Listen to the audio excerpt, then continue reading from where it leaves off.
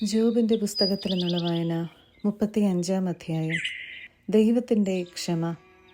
എലീഹു പറഞ്ഞു, ഇത് നീതിയാണെന്ന് നിനക്ക് തോന്നുന്നുവോ? ദൈവത്തിൻ്റെ മുൻപാകെ നിഷ്കളങ്കനാണെന്ന് നിനക്ക് പറയാൻ കഴിയുമോ? എനിക്ക് എന്തു ഗുണം, പാപിയാകാതിരുന്നാൽ എന്തു മെച്ചം എന്ന് നീ ചോദിക്കുന്നു. ഞാൻ നിനക്കും നിന്നോട് കൂടെയുള്ള സ്നേഹിതന്മാർക്കും മറുപടി നൽകാം. ആകാശത്തിലേക്ക് നോക്കിക്കാണുക, ഇതാ നിന്നേക്കാൾ ഉയർന്ന മേഘങ്ങൾ. നീ പാപം ചെയ്തുവെങ്കിൽ അവിടുത്തേക്കെതിരായി നീ എന്തു നേടി? നിന്റെ അകൃത്യങ്ങൾ പെരുകിയാൽ അത് അവിടുത്തെ ബാധിക്കുമോ? നീ നീതിമാനാണെങ്കിൽ അവിടുത്തേക്ക് എന്തു കൊടുക്കുന്നു? അല്ലെങ്കിൽ നിന്നിൽ നിന്ന് അവിടുന്ന് എന്ത് സ്വീകരിക്കുന്നു? നിന്റെ ദുഷ്ടത നിന്നെപ്പോലെ ഒരുവനെ സ്പർശിക്കുന്നു. നിന്റെ നീതിയും അങ്ങനെ തന്നെ. മർദ്ദനങ്ങളുടെ ആധിക്യം നിമിത്തം മനുഷ്യർ നിലവിളിക്കുന്നു. ശക്തരുടെ കരം നിമിത്തം അവർ സഹായത്തിനു വേണ്ടി മുറവിളി കൂട്ടുന്നു. എന്നാൽ രാത്രിയിൽ ആനന്ദഗീതങ്ങൾ പകരുന്നവനും മൃഗങ്ങളെക്കാൾ ബുദ്ധിയും ആകാശപ്പറവകളെക്കാൾ അറിവും നൽകുന്നവനുമായ എൻ്റെ സൃഷ്ടാവായ ദൈവം എവിടെ എന്ന് ആരും ചോദിക്കുന്നില്ല. അവിടെ അവർ നിലവിളിക്കുന്നു. എന്നാൽ ദുഷ്ടരുടെ അഹങ്കാരം നിമിത്തം അവിടുന്ന് ഉത്തരം നൽകുന്നില്ല. തീർച്ചയായും പൊള്ളയായ നിലവിളി ദൈവം ശ്രവിക്കുകയില്ല.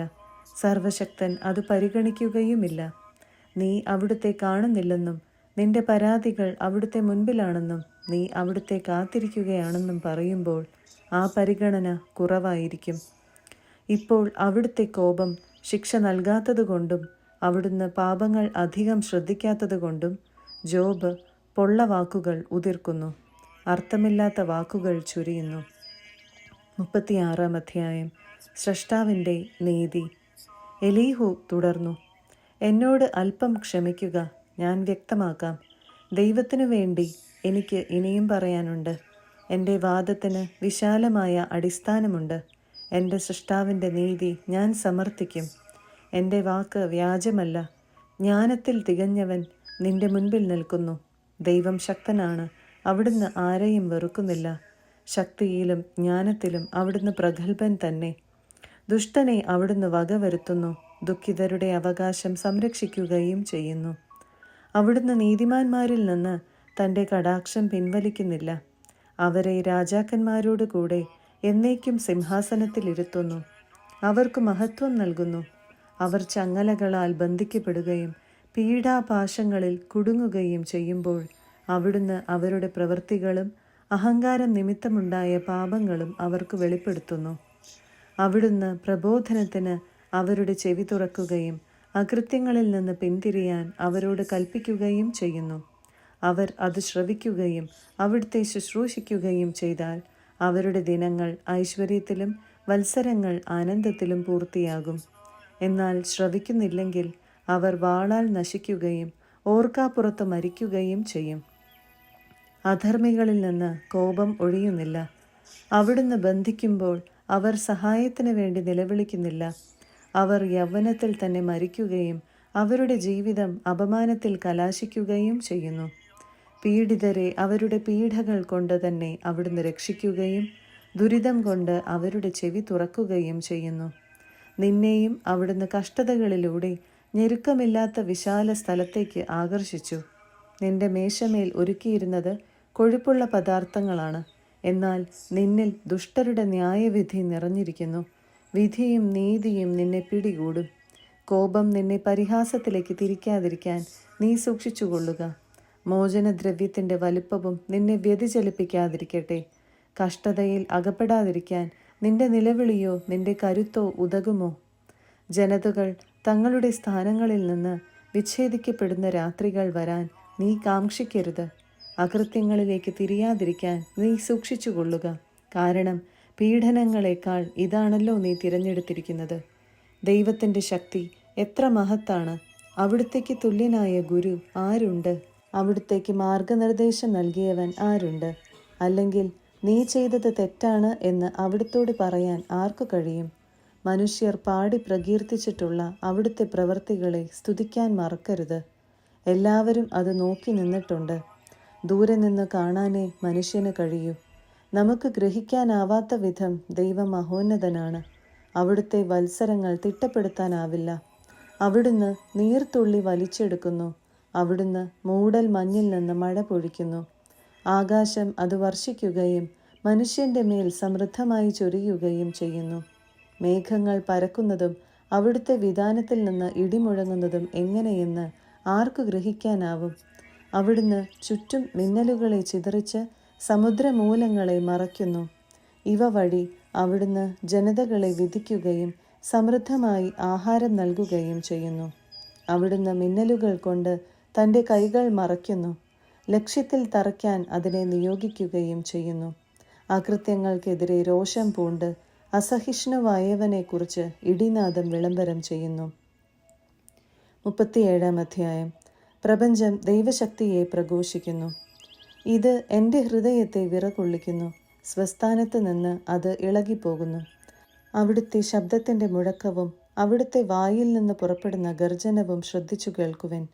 അവിടുന്ന് അത് ആകാശം മുഴുവൻ വ്യാപിക്കാൻ ഇടയാക്കുന്നു. മിന്നലിനെ ഭൂമിയുടെ അതിർത്തികൾ വരെ അയക്കുന്നു. പിന്നെയും അവിടുത്തെ ശബ്ദം മുഴങ്ങുന്നു. അവിടുത്തെ മഹിമയേറിയ നാദം കൊണ്ട് ഇടിമുഴക്കുന്നു. തൻ്റെ നാദം മുഴങ്ങുമ്പോൾ അവിടുന്ന് മിന്നലുകളെ തടയുന്നുമില്ല. അവിടുത്തെ നാദം കൊണ്ട് അവിടുന്ന് അത്ഭുതകരമായി ഇടിമുഴക്കുന്നു. നമുക്ക് അഗ്രാഹ്യമായ വൻ കാര്യങ്ങൾ അവിടുന്ന് പ്രവർത്തിക്കുന്നു. ഹിമത്തോട് ഭൂമിയിൽ പതിക്കുക എന്നും മഴയോടും പെരുമഴയോടും ശക്തമായി വർഷിക്കുക എന്നും അവിടുന്ന് പറയുന്നു. തൻ്റെ കരത്തിൻ്റെ പ്രവൃത്തി എല്ലാവരും ഗ്രഹിക്കേണ്ടതിന് അവിടുന്ന് മനുഷ്യപ്രയത്നത്തിന് മുദ്രവെക്കുന്നു. വന്യമൃഗങ്ങൾ തങ്ങളുടെ സങ്കേതങ്ങളിൽ പ്രവേശിക്കുന്നു. അവിടെ തന്നെ വസിക്കുകയും ചെയ്യുന്നു. ചുഴലിക്കാറ്റ് തൻ്റെ അറയിൽ നിന്ന് വരുന്നു. ചിതറിക്കുന്ന കാറ്റിൽ നിന്ന് തണുപ്പും. ദൈവത്തിൻ്റെ നിശ്വാസത്താൽ മഞ്ഞുകട്ട ഉണ്ടാകുന്നു. സമുദ്രം ഉറഞ്ഞു കട്ടയാകുന്നു. അവിടുന്ന് നീരാവി കൊണ്ട് നിറച്ച് മേഘങ്ങളെ സാന്ദ്രമാക്കുന്നു. മേഘങ്ങൾ അവിടുത്തെ മിന്നലുകളെ ചിതറിക്കുന്നു. അവിടുത്തെ കൽപ്പന നടത്താൻ വാസയോഗ്യമായ ഭൂമുഖത്ത് അവ അവിടുത്തെ നിയന്ത്രണത്തിൽ ചുറ്റി നടക്കുന്നു. മനുഷ്യൻ്റെ ശിക്ഷണത്തിന് വേണ്ടിയോ അവനോട് പ്രീതി കാണിക്കാനോ മണ്ണിനെ നനയ്ക്കാനോ അത് സംഭവിക്കാൻ അവിടുന്ന് ഇടയാക്കുന്നു. ജോബേ, നീ കേൾക്കുക. ദൈവത്തിൻ്റെ അത്ഭുതങ്ങളെക്കുറിച്ച് അല്പനേരം ചിന്തിക്കുക. ദൈവം തൻ്റെ കൽപ്പനകളെ മേഘങ്ങളുടെ മേൽ വച്ച് അതിൻ്റെ മിന്നലുകളെ പ്രകാശിപ്പിക്കുന്നുവെന്ന് നിനക്കറിയാമോ? ജ്ഞാനസമ്പൂർണനായ ദൈവത്തിൻ്റെ അത്ഭുത പ്രവർത്തികൾ മൂലം മേഘങ്ങൾ എങ്ങനെ മുകളിൽ തങ്ങി നിൽക്കുന്നുവെന്ന് നിനക്കറിയാമോ? തെക്കൻ കാറ്റുകൊണ്ട് ഭൂമി മരവിച്ചിരിക്കുമ്പോൾ നിന്റെ വസ്ത്രങ്ങൾ ചൂടുപിടിക്കുന്നതെങ്ങനെ? ലോഹദർപ്പണം പോലെ ഉറപ്പുള്ള ആകാശത്തെ വിരിച്ചു നിർത്താൻ അവിടുത്തെ പോലെ നിനക്ക് സാധിക്കുമോ? അവിടുത്തോട് എന്തു പറയണമെന്ന് ഞങ്ങൾക്ക് ഉപദേശിച്ചു തരുക. അന്ധകാരം നിമിത്തം എങ്ങനെ ഞങ്ങളുടെ ആവലാതി ബോധിപ്പിക്കണമെന്ന് ഞങ്ങൾ അറിയുന്നില്ല. എനിക്ക് സംസാരിക്കണമെന്ന് അവിടുത്തോട് പറയണമോ? നാശത്തിനിരയായി തീരണമെന്ന് ആരെങ്കിലും ഇച്ഛിക്കുമോ? കാറ്റടിച്ച് മേഘങ്ങൾ നീങ്ങുമ്പോൾ ആകാശത്ത് മിന്നി പ്രകാശിക്കുന്ന വെളിച്ചത്തെ നോക്കാൻ മനുഷ്യന് സാധിക്കുകയില്ല. ഉത്തരദിക്കിൽ നിന്ന് സുവർണ ശോഭ വരുന്നു. ദൈവം ഭീതികരമായ മഹിമ ധരിച്ചിരിക്കുന്നു. സർവശക്തൻ നമുക്ക് അദൃശ്യനാണ്. ശക്തിയിലും നീതിയിലും അവിടുന്ന് ഉന്നതനാണ്.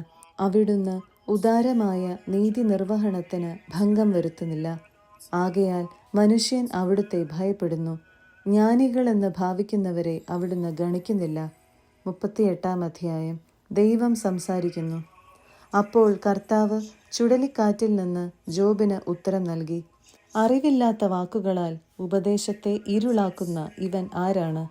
പൗരുഷത്തോടെ നീ അരമുറുക്കുക. ഞാൻ നിന്നെ ചോദ്യം ചെയ്യും, നീ ഉത്തരം പറയുക. ഞാൻ ഭൂമിക്ക് അടിസ്ഥാനമിട്ടപ്പോൾ നീ എവിടെയായിരുന്നു? നിനക്കറിയാമെങ്കിൽ പറയുക. അതിൻ്റെ അളവുകൾ നിശ്ചയിച്ചതാരാണ്? നിശ്ചയമായും അത് നിനക്കറിയാം. അല്ലെങ്കിൽ അതിന് അളവുനൂൽ പിടിച്ചതാര്? പ്രഭാത നക്ഷത്രങ്ങൾ ഗീതങ്ങൾ ആലപിക്കുകയും ദൈവപുത്രന്മാർ സന്തോഷിച്ചാർക്കുകയും ചെയ്തപ്പോൾ അതിൻ്റെ അടിസ്ഥാനങ്ങൾ ഏതിന്മേൽ ഉറപ്പിക്കപ്പെട്ടു? അതിന് മൂലക്കല്ലിട്ടതും ആർ? ഗർഭത്തിൽ നിന്ന് സമുദ്രം പൊട്ടിപ്പുറപ്പെട്ടപ്പോൾ അതിനെ കതകടച്ചു തടഞ്ഞവൻ ആർ? അന്ന് ഞാൻ മേഘങ്ങളെ അതിന് ഉടുപ്പും കൂരിരുട്ടിനെ അതിന് ഉടയാടയും ആക്കി. ഞാൻ അതിന് അതിർത്തികൾ നിശ്ചയിച്ച് കതകുകളും ഓടാമ്പലുകളും ഉണ്ടാക്കി. ഞാൻ പറഞ്ഞു, ഇവിടം വരെ നിനക്ക് വരാം, അതിനപ്പുറം അരുത്. ഇവിടെ നിന്റെ ഉദ്ധതമായ തിരമാലകൾ നിൽക്കണം. ജീവിതം തുടങ്ങിയതിനു ശേഷം എന്നെങ്കിലും നീ പ്രഭാതത്തിന് കൽപ്പന കൊടുക്കുകയും സൂര്യോദയത്തിന് സ്ഥാനം നിർണയിക്കുകയും ചെയ്തിട്ടുണ്ടോ? അങ്ങനെ ഭൂമിയുടെ അതിർത്തികൾ പിടിച്ചടക്കാൻ നീ പ്രഭാതത്തോട് കൽപ്പിക്കുകയും ദുഷ്ടരെ അവരുടെ ഒളിസങ്കേതങ്ങളിൽ നിന്ന് കുടഞ്ഞുകളയുകയും ചെയ്തിട്ടുണ്ടോ? മുദ്ര കൊണ്ട് കളിമണ്ണ് എന്ന പോലെ അതിന് രൂപം തെളിയുകയും വർണ്ണശബളമായ വസ്ത്രം പോലെ അത് കാണപ്പെടുകയും ചെയ്യുന്നു. ദുഷ്ടർക്കു പ്രകാശം തടയപ്പെട്ടിരിക്കുന്നു. അവരുടെ ഉയർത്തിയ കരം ഒടിക്കപ്പെട്ടിരിക്കുന്നു. സമുദ്രത്തിൻ്റെ ഉറവകളോളം നീ കടന്നു ചെന്നിട്ടുണ്ടോ? ആഴിയുടെ ആഴങ്ങളിൽ സഞ്ചരിച്ചിട്ടുണ്ടോ? മൃത്യു കവാടങ്ങൾ നിനക്ക് വെളിപ്പെട്ടിട്ടുണ്ടോ? അഗാധമായ അന്ധകാരത്തിൻ്റെ വാതിലുകൾ നീ കണ്ടിട്ടുണ്ടോ? ഭൂമിയുടെ വിശാലത നീ ഗ്രഹിച്ചിട്ടുണ്ടോ? ഇവയെല്ലാം നിനക്കറിയാമെങ്കിൽ പറയുക. പ്രകാശത്തിൻ്റെ വസതിയിലേക്കുള്ള വഴി ഏത്? അന്ധകാരത്തിൻ്റെ പാർപ്പിടം എവിടെ? അങ്ങനെ അതിനെ അതിൻ്റെ അതിർത്തിയോളം നയിക്കാനോ പാർപ്പിടത്തിലേക്കുള്ള വഴിയിൽ അതിനെ അനുഗമിക്കാനോ നിനക്ക് കഴിയുമോ? നിനക്കറിയാമല്ലോ, നീ അന്നേ ജനിച്ചതല്ലേ. നിന്റെ ആയുസ് അത്രയ്ക്ക് ദീർഘമാണല്ലോ.